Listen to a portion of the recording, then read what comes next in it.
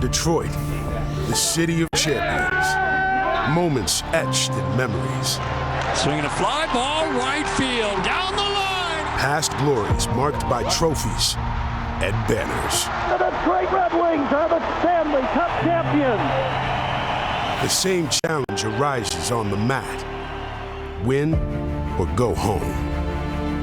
Outwit, outmaneuver, outlast their opponents, and take one step closer to joining the ranks of those that call themselves champions. The moment is now, here in the City of Champions, here at the 2022 NCAA Wrestling Championships. It's not your typical Friday morning in the Motor City. If yesterday was any indication of what to expect, today's encore should be a special one. We welcome you inside Little Caesars Arena, downtown Detroit, for one of the more coveted days of the wrestling calendar. It's the quarterfinals of the 2022 NCAA Wrestling Championships. And a pleasant good morning. Sean Kenny alongside NCAA and world champion Jaden Cox. We are ready to go. Jaden, we both know the temperature goes up a couple of notches today because the vision of becoming an All-American is a little more real. For sure, it's moving day. This is the day that we need these wrestlers to be able to knock off the physical and emotional bruises, still fight for their team, fight for their dream, fight for the next best thing, and be able to go through it all and keep their focus. There was plenty of fight yesterday, upsets galore, including a couple of national champions who went down.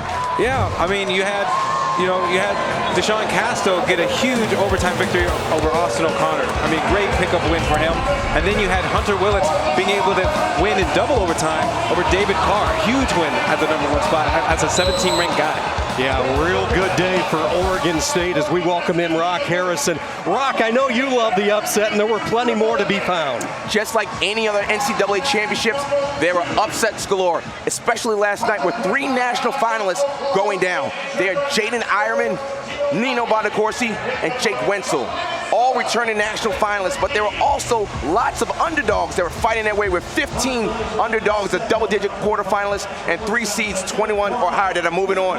And what does that mean for the team race? Well, Penn State is still leading, but look at Arizona State, sneaky good, followed by NC State and Michigan. It's all coming together in the quarterfinals. Penn State able to create a little separation thanks to bonus points. They've used that recipe in the past, and Cale Sanderson certainly getting the job done once again. And welcome back to Detroit, Little Caesars Arena, downtown on a Friday morning. The Ivies are back and making an impact. For more on that, here's Quint. Yeah, that was a huge storyline last year at the NCAA Championships in St. Louis.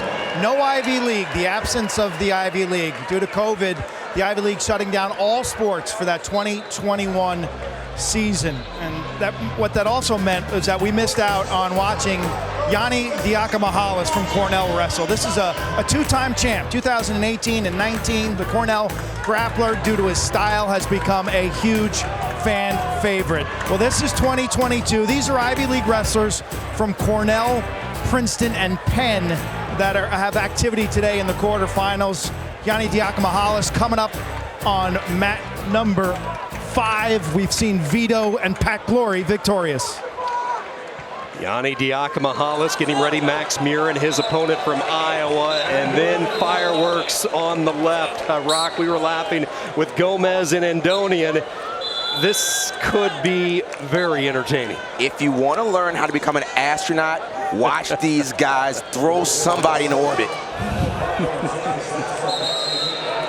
Gomez, the 2-time NCAA qualifier, half-hearted shot. Andonian, who can score from every angle, and then angles that have never been created, he can find ways to score on. I really think we're going to see fireworks with Gomez and Andonian. I don't know how we couldn't, with seeing how they've wrestled thus far and how they wrestled throughout the year. Good shot by Yanni. Already in, getting the takedown, staying low, no takedown yet. Lauren's got to keep moving. Steve is letting Yanni improve. Yanni's doing a good job hooking that leg, the bottom leg. Trying to come out back door. As you said before earlier, got to be patient, not be panicky here. You've been in this position many times. Be patient, don't panic. Oh, here we go, here we go. Little bear hug action by Gomez to get the first takedown. He's looking to trying to put him to his back, trying to lock up those legs. Put Murren to his back. Murren's doing a good job. Very flexible in this position. Now, is Murren just looking for a stalemate by just holding a leg? Yes, definitely. He's not looking to improve at all, just looking for a stalemate. Stalemate is called. Fresh start, minute 26 to go. Good job by Murren to fend off the initial attack from the two-time national champ. Meanwhile, Andonian able to get out from Gomez, 2-1.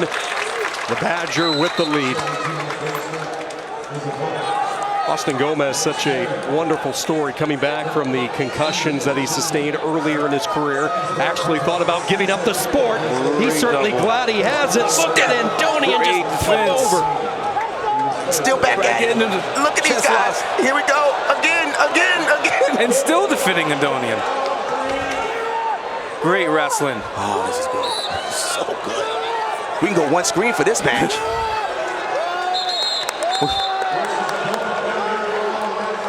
I don't even care if it's high scoring, if it's going to be like that. I can go with that all day. To your point about, the story with Gomez, it's great to have him back in wrestling because of his willingness to just wrestle in positions. Both of these guys are willing to wrestle in great positions. And Yanni just earned his first stall call against Murren. Murren's going to have to put some stuff together, right? Because you can't let Yanni dictate it, because you got to start getting to your attacks. More action. Is that a takedown? Takedown. Now, 2 foots in. The takedowns have been all through the bear hug. Austin Gomez got his first takedown from a bear hug. Andonian gets his first takedown from a bear hug.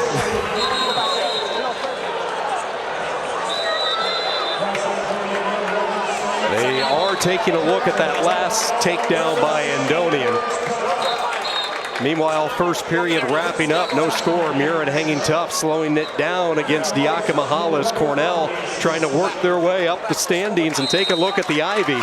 Sitting at number 6 and right now at number 10. Cornell with 21. Princeton tied with Pitt, 16. So everybody knew that the Ivies were missed so much a year ago and what they bring to this sport. And they are back and certainly making an impact. Rock, break it down. What are they looking at here with Andonian? So Andonian comes up to a bear hug, locks it, trips. Now the question is, was it controlled established while inbounds? I think it was one time.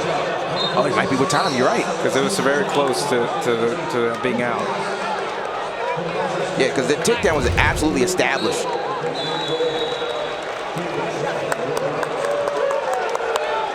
And they said there is... They waved it off. Yanni with a bear hug now. Trying to take Murren down to his back.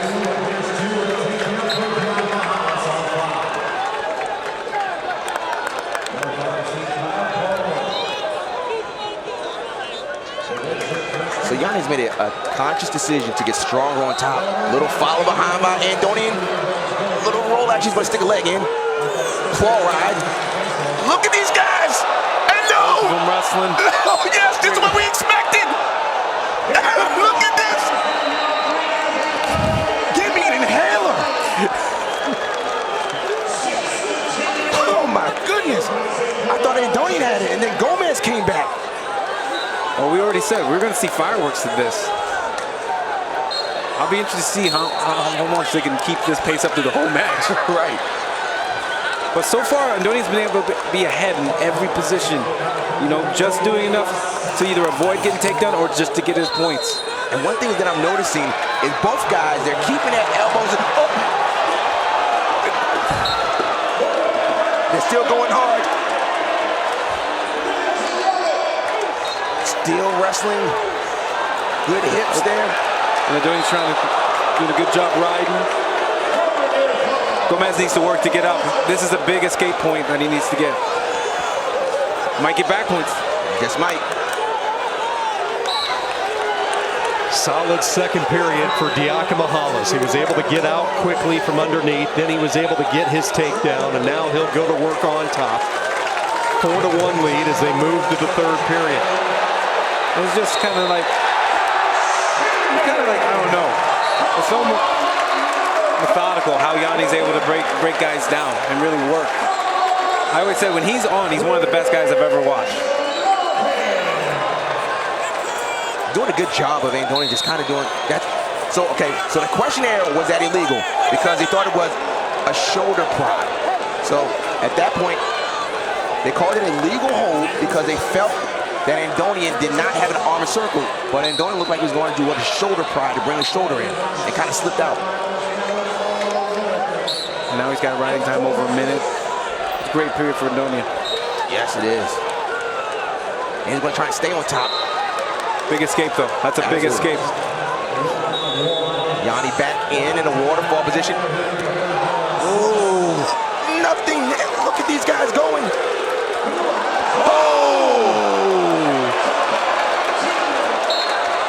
And that might be two. Did they give that to him? They did give it to him. And Andonian telling his corner, throw the brick, guys, throw the brick. And they should, you know what? I don't know if they're going to throw a brick. I think they're just going to say, look, it's going to be an official timeout. Man, this is good. The earth shook as Andonian's back hit. And Gomez, did he sneak the two in before time expired? You just can't blink with these two guys. And there'll be 2 points I really want to see on this of where they called it. Is it the slam or right before he came up? Hands were on the mat. Could Gomez have gotten that takedown right before that? They say no. No takedown. So in the rolling over, these guys. So there, and in this moment right here, is that two? Not two, because it wasn't rear standing. Gotcha. He was to the side and not completely behind. And so therefore there was reaction time in that scenario. Great wrestling. Great wrestling either way. Back on their feet. Good position for Diakomihalis. He's going to finish up as he comes in between the legs. Time weaning down in the third period. And Yanni Diakomihalis is going to try to get 2 late points. And that is going to be it. So Diakomihalis is into the semis. Hard-fought win over Max Murin of Iowa. I got to say, Yanni, he's the puzzle you can't figure out, man. Very hard to figure out. Very few people have figured it out. I don't know about you, but it seems like Gomez is in a better position. It seems like he's in good shape. It looks like we might get a cradle here by Parco, no, but this is where Sasso is good. And he's got the inside leg. That keeps him from being able to roll him. He can't roll him because Sasso has his inside leg and has him on his back right now. That's savvy wrestling by Sasso. Savvy Sasso, that's what it is. Great job. Countered the cradle by having the inside leg. Couldn't get rolled over. That's the leg you need to drive to be able to drive that guy over in that position. He's been doing that for years back in Nazareth. You put a cradle, he sits out, and then comes across. Absolutely right, Javen. Kyle Parco, the transfer from Fresno State when the program shut down. Sasso since into the consolations. Sudden victory win. Andonian now leading by 8 inside a minute to go. And this is where Andoni has to be smart. He does not have to go upper body. No, and you see him trying to get out of that, trying to flee out of that position. You don't need to be there. And a lot of his takedowns are being off of chasing or doing a go behind. So at this point, he has to wrestle an unlike Branch Andonian style. Andonian likes to go all in, but this way he's just got to be a smarter wrestler. No! Ooh. He caught him! He caught him! He caught him! He caught him! Bryce! Impressive. Andonian! Impressive. Fireworks in Detroit. Beautiful match by both guys, but Andonian just came out here, won those big time areas. Bryce Andonian with the third period full for Virginia Tech. Speaking of fulls, Princeton able, as we go to Nebraska and NC State, Tariq Wilson, the 2 seed, Ridge Lovett down a point. And Wilson gets rolled over. Ridge Lovett with the cradle hook. Leg secured. tight. And you know what? He did it twice. So Tariq gets out of this, but what does Ridge Levitt do? Go back to the well and does another cradle. And watch this. He gets the leg is in and is really pushing across, and he goes right back to it. He's doing a good job keeping him spread. But has complete control of his body where he can put him right here. You see how he pushes the cradle in and he brings his legs in to bring it tighter and does it again. This time, Tariq's not getting out. No. And the big difference is because you saw Tariq try to grab a leg too. It's the wrong one on that cradle. You have to grab the other one. The other one's what's going to keep me from going around. Quick caught up with Ridge just a few moments ago after the win. Ridge, what happened? Just wrestled tough. He chose bottom. I'm tough on top. I'm comfortable there, confident there. Got to my stuff, got to my leg ride. Found my hands twice on the cradle. I was trying to take him to the far side. Wasn't working. He was trying to scoot out of bounds. Yeah, you circled him back in bounds, it looked like. Yeah, I was trying to get him back in. He was pushing out real hard. Got a good roll through on the crossface. Put him on his back, came back up. And after that first one, I could feel that it took it all out of him. He was done. He didn't want to get up. He was just laying there. Found my hands again, got it done. Yeah, your coach, Mark Manning, said, do it again, do it again. You did do it again. He's so long, though, it's tough to turn him.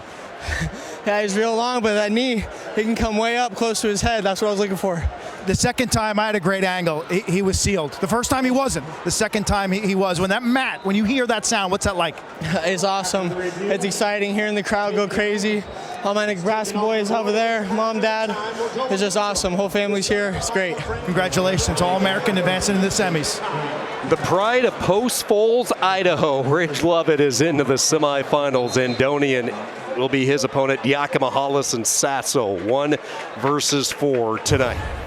They call him Headlock Ed in Raleigh. He is into the quarterfinals for the first time in his young career. Ja'Cory Teamer tries to get Arizona State back on track. They started this session with a bang. Meanwhile, Ryan Deacon, the 3-time Big Ten champion, sitting pretty at 2 seed.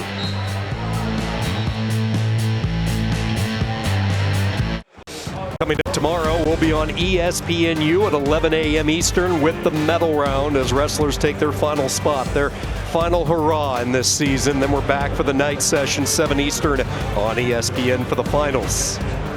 157.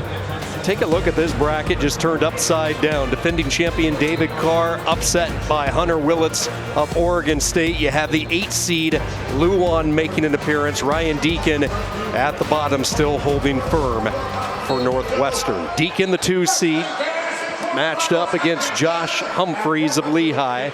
Meanwhile, on the right, it's Luan and Willits. And I gotta say, Deacon early on looked like he was just getting like the first match out of him a little bit. You know, only a 6-2 decision, but you know, get the first one out of you. Comes back looking a lot better, a lot fresher, a lot cleaner, getting the fall in the next round. I'm excited to see what's gonna continue for him.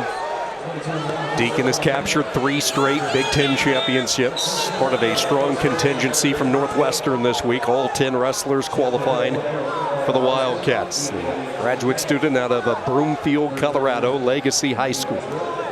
Working a couple of snaps on Humphreys, no score. How many brackets have Willits and Luan matching up in the quarters at 157?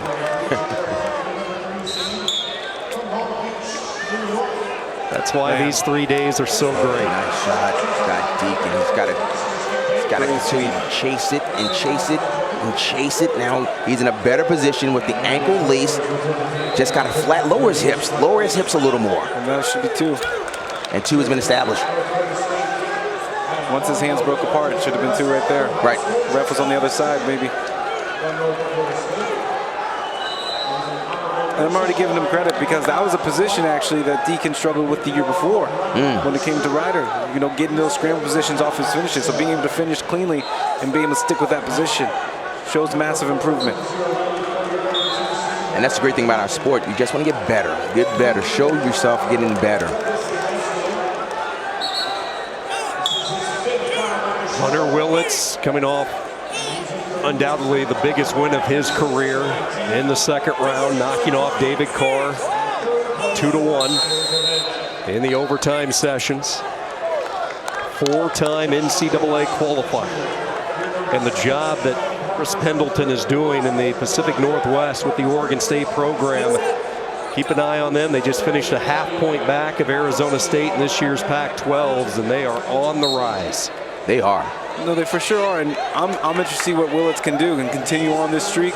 I know Luan is very good at just winning, right? It's not always the prettiest thing. May not be that many points, but when it gets down and dirty in the moments where it matters and there's high pressure, Luan knows how to pull it out, and it's going to be a great bout because obviously we saw that too with Willits going into double overtime with returning national champ David Carr. So it's going to be awesome to watch this. Good shot by Luan. Coming out the back door here.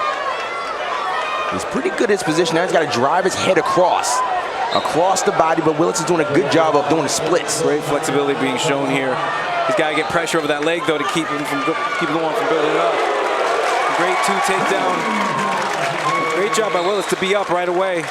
Called out.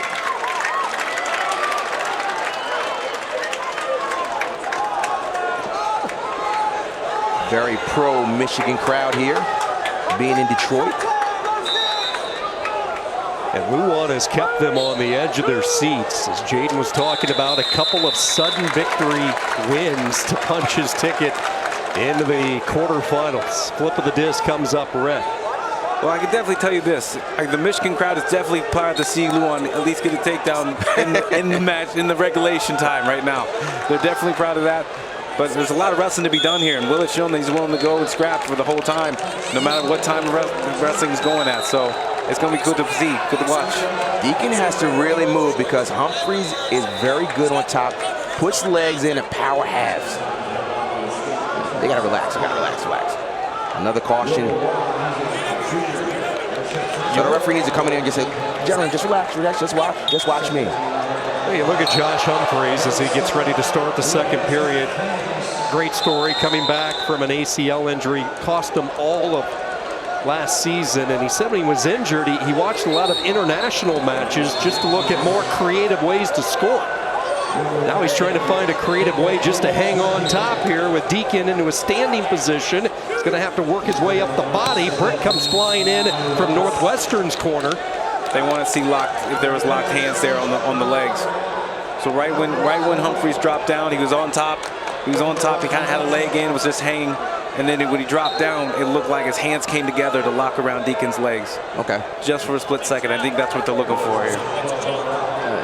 Yeah, because I didn't see anything illegal or anything that was yeah, I didn't see anything illegal, so maybe that wasn't. It would have to be. I think that at some point they feel that locked hands was happening there. And so what happens here, and let's look at it.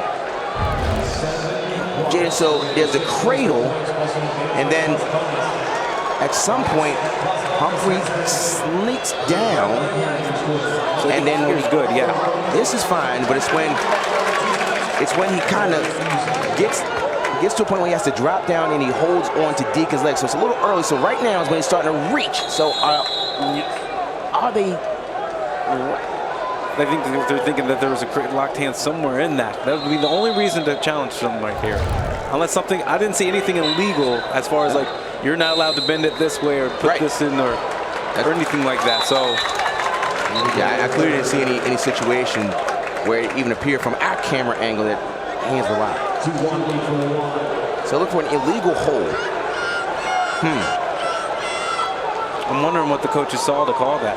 Because locking hands is not illegal, it's a technical violation.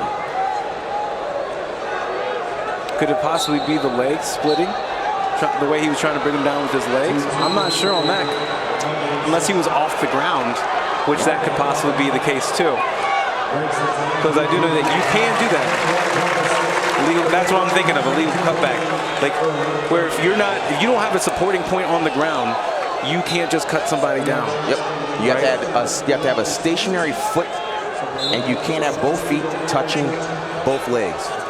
And we have seen the illegal kickback called more this season than in previous years, and that has been a point of conversation inside a lot of wrestling rooms.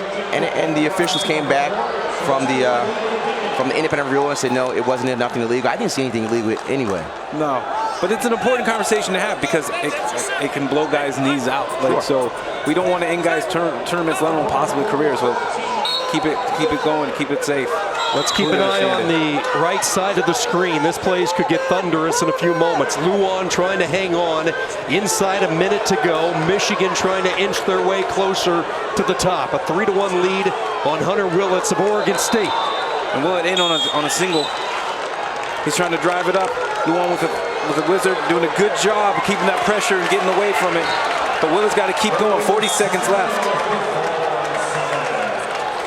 And you said he's in these matches. He knows how to win these tight matches. Stall call, but he's up by 2.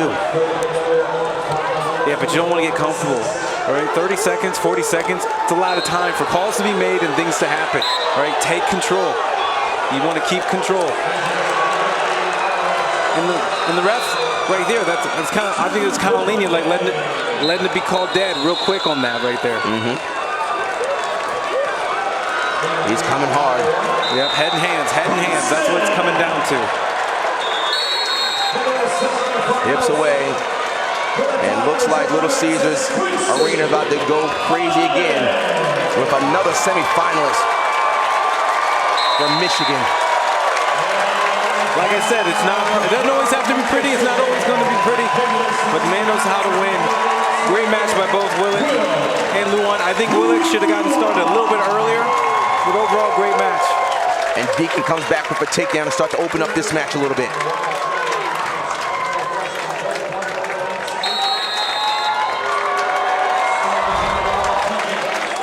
Stall call against Deacon for not moving up. He was on the legs.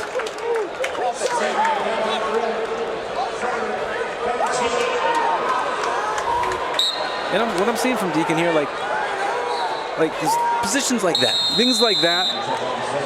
Last year, those are what caught him. This year, you know, he's embracing them and he's wrestling through them. Arizona State is going to win their match. The Ja'Cory Teamer, the 3 seed. You knew this one was going to be back and forth. Teamer is your winner 5-3 for the Sun Devils. So again, the theme: Michigan, Penn State, Arizona State, all picking up some valuable points. Also Quincy Monday of Princeton trying to finish off Ed Scott, and Monday is able to get the takedown. Scott back out quickly. Ed Scott on the hunt. One last fire rush coming from the Wolfpack wrestler, and Monday celebrates the win. Princeton with the victory, and now 3 Ivies into the semifinals tonight. You can see how the Ivies not being a national tournament would have made a difference in the team race. No, definitely. But it's great to see these guys back, see them performing well. Yes. You know, like getting guys in the semis, getting guys scoring points, wrestling well, big time matches. Awesome. Quint. There's a certain grateful quality to wrestling that exists in the Ivy League, guys. I think they're seizing the moment. They're wrestling with a smile. They're super aggressive.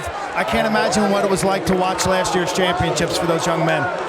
Yeah, Quentin, that's a good point. And a lot of them, it was too painful. They did not even watch. They just stayed away from the television the entire 3 days. And they had to find creative ways to train during the off season. Remember, they were not allowed on their universities to get together with their team, so they would be forced to travel to different event cards. Regional training centers became pivotal for them just to stay sharp. No, they were looking for many different avenues as far as getting training, competition, just wrestling in general, workouts. It was really crazy. You know, I talked with some of these guys, you know, away from wrestling, and when we talked about the difficulties of trying to piece things together just so that you can keep up with your career and your games, pretty much. You know, and for a lot of the international guys like Diakama Hollis, it wasn't that big a deal because they're going to be training, they're going to be competing in the Olympic trials, the Continental Championships, the World Championships. But for the majority of the wrestling room, it was creativity. Well, and that's why it was a huge deal for the national team stuff. A lot of college guys came to those camps. It created I think it created a bond between NCAAs and international, having guys all together. Absolutely. And Brian Deacon is doing a typical smothering Deacon match. Control was never really in danger, and 1 second away from going into another semifinals.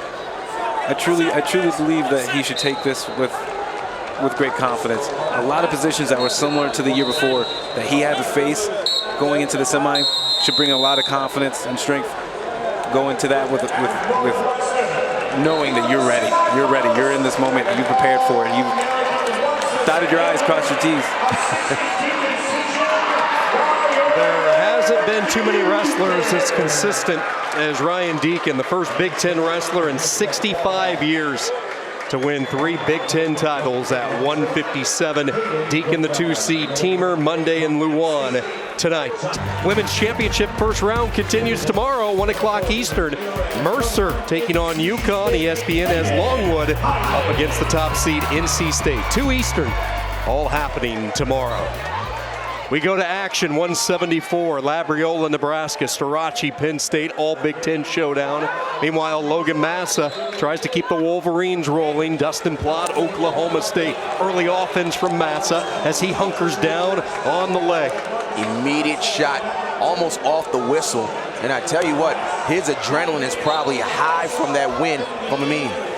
Jaden, take us through the emotion. When you're watching your teammates pick up win after win, you're in the tunnel, you hear the distant echo of the crowd. Is it contagious? It is, because all you can think about is like, I want to join them, right? That's awesome. You're excited for them. You're like, oh man, that's awesome. You guys went out and did it, and you're cheering for them, but you're also trying to stay. It's like a mixture. Like you're cheering, but you're also trying to be like, I gotta focus on me. I gotta do me. And they're like, yeah, no, hold it back. But overall, if they succeed, that success rubs up on you. It can happen. You're like, it can happen for me, and I want to be there with you. Let's go. Look at the scramble here between Labriola and Starachi. Starachi's so fundamentally sound, but Labriola can't scramble with anyone. And it's coming up to win the position. He's coming up. But Starachi's so mentally tough, he's not going to give it up either. These guys are rolling. And they literally switched positions. And I guarantee you, Labriola is going to make a lot of friends inside Little Caesars Arena if he can pull off a win here at 174 with Michigan and Penn State going toe-to-toe. For sure. It's one of those things, Penn State has always been known for saying, hey, it's us against the world. And this is one of those moments where you're very much correct. You're very much correct. There's a lot of teams that are like, hey, we need something to happen somewhere. So at the team race, we can hop out in front and really make our big session pay off. So Dustin Plott did a good job of fighting off that initial attack by Massa. But Massa's back in on the attack again. Known for his singles, and he has to come in. Little trip, chasing, supporting hand was down. That's a takedown.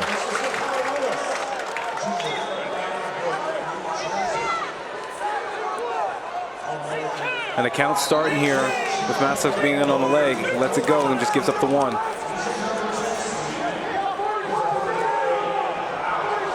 Plott is away for a point. Dustin Plott, the sophomore, Tuttle, Oklahoma. It's quite a 1-2 punch for John Smith in the Oklahoma State recruiting cycle in 2020 when you had A.J. Ferrari and Plott both part of the class.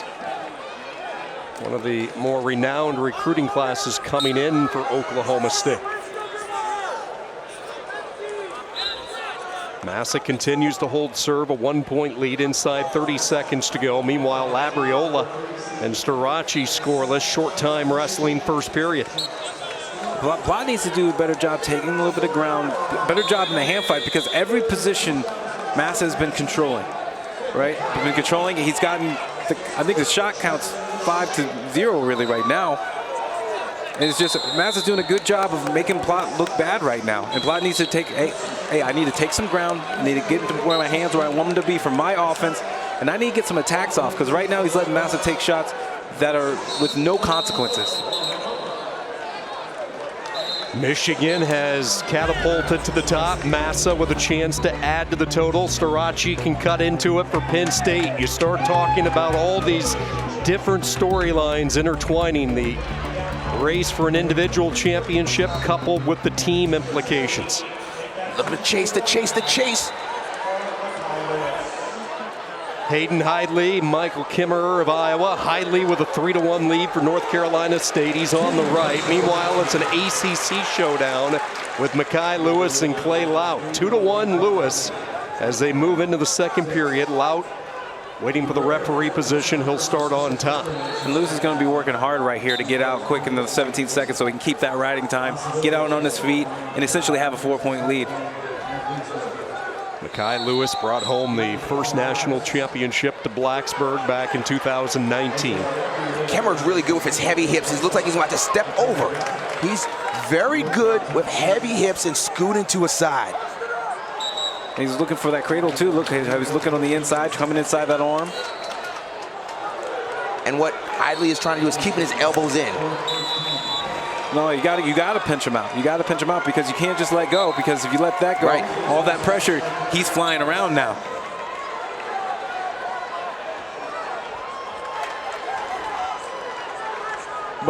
I want to see Kimmer give a little more offense. I know he's got bandages. He's all bandaged up and everything, but his offense, him putting things together. I remember watching him wrestle Mark Hall just a few years ago and putting on an offense display that was just awesome to see, amazing to see, and through that year, really.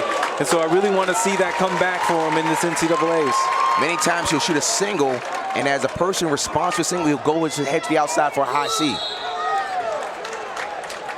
But what Hidley does is a good job of keeping his hips away.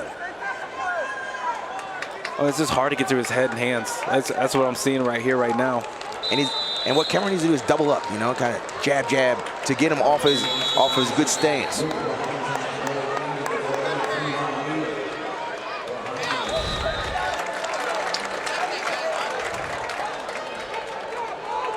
"23 seconds and counting, second period. Two wrestlers familiar with one another. Lewis, the 3-1 advantage. Clay Lout, fifth-year senior. We'll keep an eye on that as we go back to Massa, Plott, Starace, and Labriola. What impressed me about Starace is his mental toughness. Obviously, he's a very good wrestler, but he's just mentally tough. There hasn't been a situation at all that I've ever seen him even waver in. It's just he's always, hey, no matter the score, no matter the situation, we're gonna wrestle. I'm gonna wrestle you.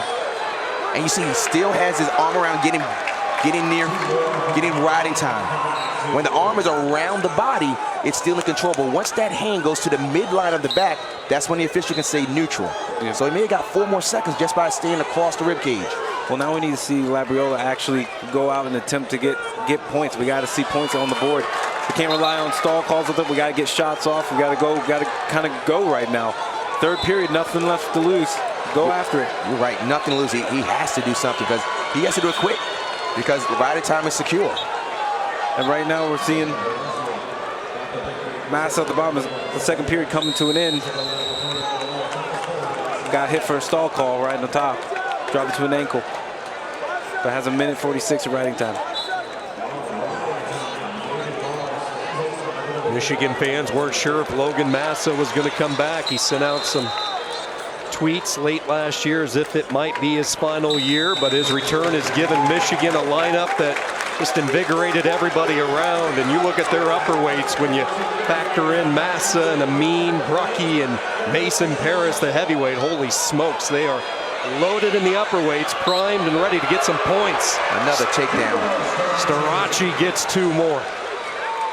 And that's to seal it. Hey, you're in 2 positions when you're in those situations, right? Either I'm trying to get the takedown to try to come back or win, or I'm trying to get the takedown to ice it and put it away.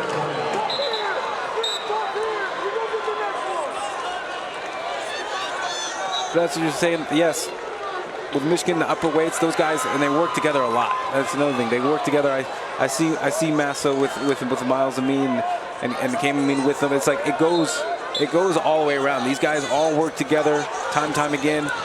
Came back, want to wrestle, want to put their best foot forward, and committed to one another and to the team. You know, this is what we talk about with team races. You know, in these situations, growing together as a whole to come and help each other achieve things as an individual and as a team. And a defending national champion, workmanlike, just in control. Just a few moments ago, Hayden Hidley with a 2-point lead on Kimmer of Iowa. Hidley near the edge. Clock Eater has his eyes fixated on the tower, and Hidley is into the semifinals for North Carolina State. Oh, that's a good win for Hidley. And Cameron, just a warrior. Warrior, works hard, and the fist pump. North Carolina State's first four-time All-American. He is about to be a five-timer for the Wolfpack. Typical Lewis-Laut clash, tight. Clay Laut always in the match, but he just couldn't find his offense against the tough armor of Lewis. 4-2 win. Mekhi Lewis healthy here in 2022. And he is going back to the semifinals. So we key in on Massa, trying to put the finishing touches on Dustin Plott. And this is the point where it's like, it can be scary I'm going to say as a coach. When matches kind of get to a point kind of where we're at here, where it's like, I got a little bit of cushion, and you know, you get worried. Sometimes you kind of get worried. It's like, don't relax. Don't relax. Wrestle through every position. Keep pushing, keep fighting for your points, keep fighting to get more and get more, because once you start to relax, that's some things crazy can happen. Real veteran type of wrestling here. Gets close to the edge and then circles. But Massa did a good job just wrestling his match. And he first won that match in the hand fight. Every hand position was Logan's hand position. He wanted to get the collar tie, got a collar. He wanted a wrist, he got a wrist. He put his hands where they needed to be. Plott never even got to him. So both Michigan and Penn State pick up wins. And the semifinals are set tonight on ESPN. Starachi and Hidley, Massa and Lewis, the Wolverines and Virginia Tech squaring off. Well, Trent Hidley just watched Big Brother pick up a win. They're so tight, the Hidley brothers. Can he follow suit? The reigning champion is Aaron Brooks. Penn State trying to catch Michigan. And speaking of catching the Wolverines, the Olympic medalist is ready to roll. Miles Amin set to go. 184, Miles Amin, the top seed, ready to go. Matched up against Illinois, Parker Keckheisen, Bernie Truax, Trent Hidley, Trey Munoz. And we finish up with Caleb Romero and Aaron Brooks. Brooks and Romero on the left, Keckheisen of UNI, Truax of Cal Poly on the right. Oh, nice. Beautiful sweep. Nice. And a takedown by Truax, the returning All-American. Now already committing hard to the ride. Working for this cradle. Truax had a huge run in St. Louis last year. That was down a weight at 74. He bumped up this year. Took fourth at Nationals. He went 4-2, won his first 3 bouts to become the first Mustang to reach the semis in 10 years. Can he do it in back-to-back years today? Wrestling Keckheisen of UNI. He really got out the gates on Keckheisen. I can tell you this, I think he shot that sweep perfectly.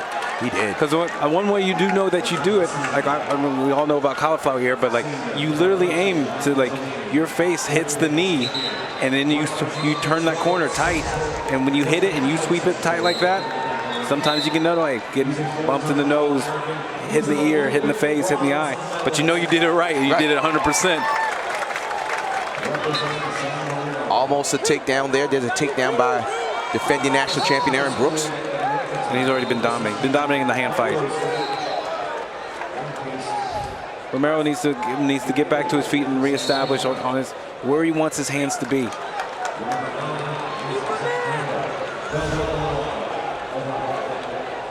As they continue to clean the blood with Truax, let's get our first look at Trent Hidley. Hayden just punched his ticket into the semis. Now Trent trying to do the same. 2-1 lead. Approaching the halfway point of the first period. And Rock, we've watched a lot of Trent throughout the course of Friday Night Duels on ACC Network. He's been about as dominant as anybody in that conference this year. His goal is not just to win, but to be dominant. But Munoz, who has a father who's a national champion, he knows what it's like to be in these tough situations and doing a good job of keeping his hips away. Because what Hidley does is with the underhook, he uses it as a setup. It's underhook, knee pick, underhook, ankle, underhook throw by. It's not something where he kind of just holds on. He uses it to thrust to get to something else. And it's different. It's not like how conventional guys would do, like they go to the underhook and they go right away. He'll get there, sit you down, and like really start like weighing on you a little bit. Like he like pulls you down almost. Like he's pressing into you and you have to push back, and then boom, now I'm going to something.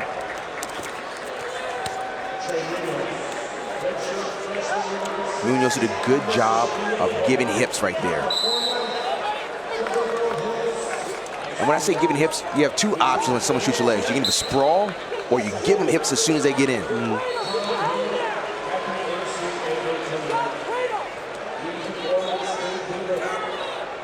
Two more for Brooks late. Again, unanswered points toward the end of the period.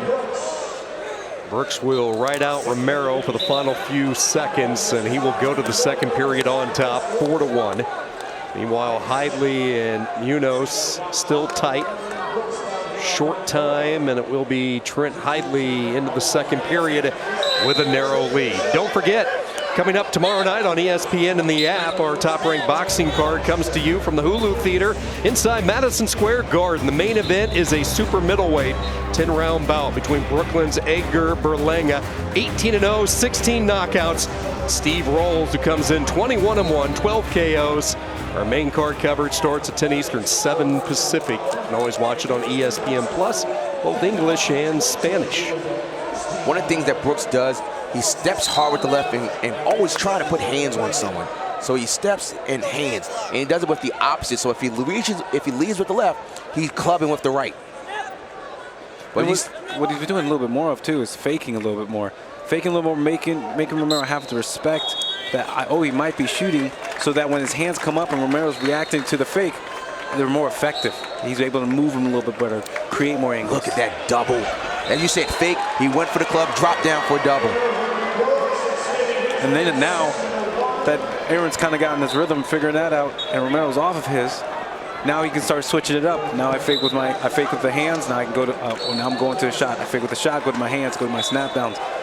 And now it's just working, mixing it up. Do you think he's thinking about bonus points already? Oh, for sure. For sure. If he isn't thinking about it, you know Kale and them are already in the corner being like, hey, we want to get some bonus points out of this.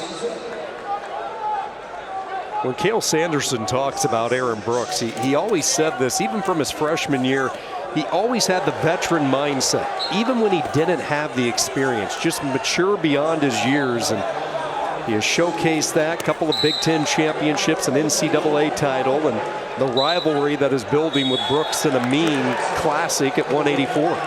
Well, and I can definitely vouch for that. Seeing as before Aaron went to Penn State, he was out in the Olympic Training Center and with the EAT program, and like they were doing great things out there and just working out with them and seeing those guys grow, and he was amongst the guys that were just like, this guy's different. This guy has something to him, a little extra spunk to him. Did you ever put your hands on him? Oh, for sure. It was great to work with him. He was one of my main partners from 2018 and 19. Like knowing Aaron Brooks, we knew we were sending someone that was ready for college out the gates. Once it was like, all right, I'm committed. I'm going to Penn State. I mean, knew he was ready. Brooks 7-1. Let's take a quick peek at his rival Miles Amin, 7-2. So Amin comfortably ahead. Second period. The Olympic medalist for San Marino. We were talking about Brooks. Amin's probably thinking about bonus points too. No, for sure he is, especially with the team race on it. These guys are trying to get as many points as they can.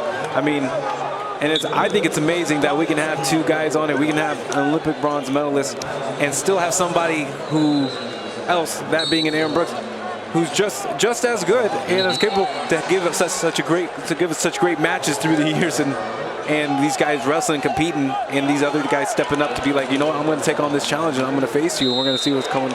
We're going to see what's going to happen. It's amazing. Since we're talking about freestyle as well as folk style, what do you feel is the biggest difference between the two? Top bottom. That's basically it. Top bottom is where the extra conditioning and the different techniques go. I think that's the only thing. Other than that, I feel like it's pretty similar, especially now with the stall call being more prevalent on the edge. Guys are wanting to wrestle in more. I think it's pretty much all on the same level.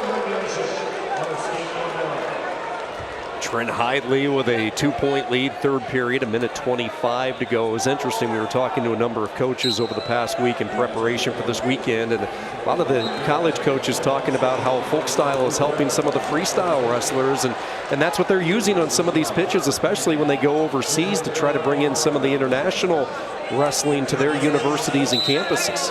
For sure. I think that folk style allows us to have a little bit more freedom in what we think of as far as techniques and how we wrestle through positions. And I think it teaches how to wrestle through positions just a little bit more than sometimes maybe freestyle does, because there is a limitation as far as what you may be able to do to not give up, because you give up points if you do some things more than others, if you roll across your back and stuff like that. Which is another big difference also, Rock, that I think that there is that the scrambling is different in freestyle as it is to folk style. But I also think that it's big for us to keep exploring ways to wrestle and find things out, and I think folk style allows us to do that. One sneaky thing that Trent Hidley just did, he started to let go of Munoz and let him go, and then just chased him down again. Aaron Brooks wins, so get the riding time point. It's a bonus point as well for Penn State. Major decision, 13-2. Man, he looked good. And I'm telling you, Romero is really, really good. Yeah. Brooks is just showing why he is a defending national champion. Romero is good. No, and Aaron made it look pretty simple as far as the game plan and getting to his ties, getting to his attacks. It was a really good match for him. Finally, Munoz is able to get away, and then Hidley just sprang the trap. Finishing touches as Hidley gets two. Man, he just latcheted it up right when Munoz struck, and Hidley, not caught off guard, sprung it. He shot in while Trent Hidley was already low. So he ran into those shoulders, and good hips by Trent Hidley. That's why you keep your elbows inside, hands and knees and elbows inside the right at all times. You don't go outside yourself. Oh, what a day for the Hidley family. First Hayden, now Trent. And NC State, haven't talked a lot about them today. Remember, they had all 10 wrestlers survive day one, 4 on the championship side, 6 coming through the consolations. We saw them lose Tariq Wilson earlier today. On the championship side, he'll try to secure points as NC State looks for one of the team trophies.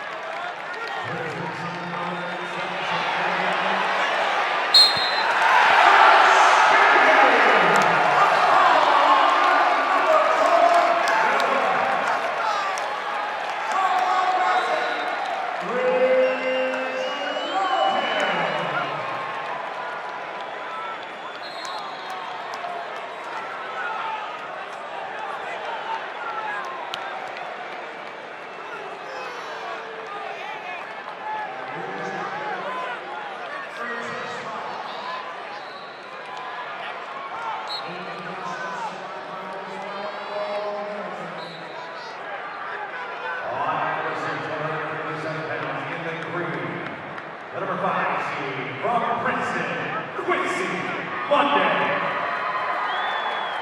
His opponent in the ring, the number 4 seed from NC State, and Scott.